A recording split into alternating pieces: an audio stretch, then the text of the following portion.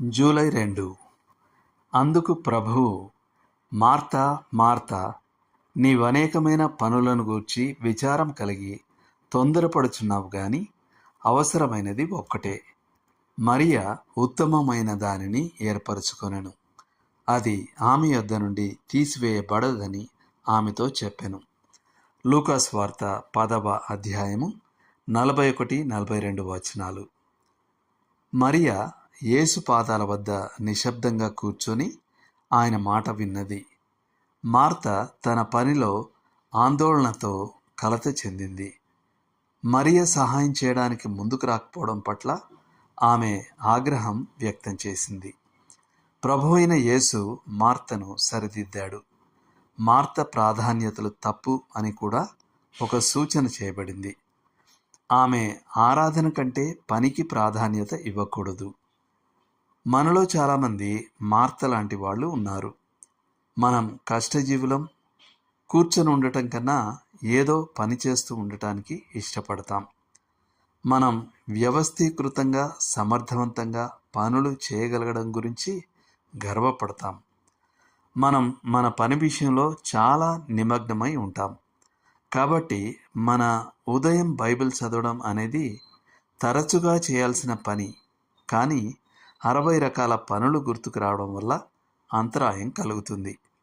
మన ప్రార్థనలు తప్పించుకునేవిగా ఉంటాయి, ఎందుకంటే మన మనసు దాని నుంచి బెయేర్షెబా దాకా తిరుగుతూ రోజు ఎలా పనిచేయాలో ఆలోచిస్తూ ఉంటుంది.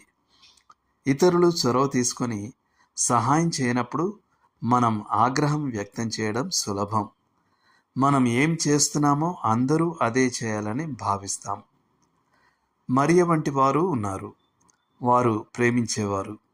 వారి జీవితాలు ఇతరుల పట్ల అనురాగాన్ని వెదజల్లుతాయి.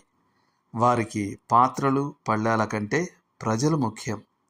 ముఖ్యంగా ఒక వ్యక్తి వారి అనురాగానికి కేంద్ర బిందువుగా ఉంటాడు.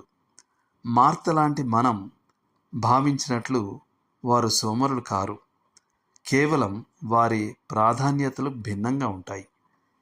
మనకెవరు నిష్కల్మషమైన ప్రేమను కనబరుస్తారో వారికి గల శక్తి సామర్థ్యాల కన్నా ఎక్కువగా మన మనసుకు హత్తుకుంటారు.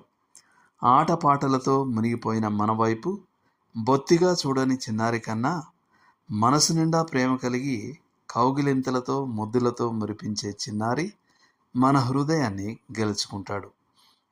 దేవుడు మన సేవ కంటే మన ఆరాధనపైనే ఎక్కువ ఆసక్తి కలిగి ఉన్నాడని ఎవరో బాగా చెప్పారు.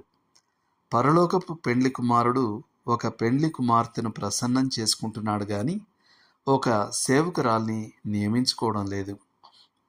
క్రీస్తు మనలను రద్దీగా పనిచేయమని ఎప్పుడూ అడగడు.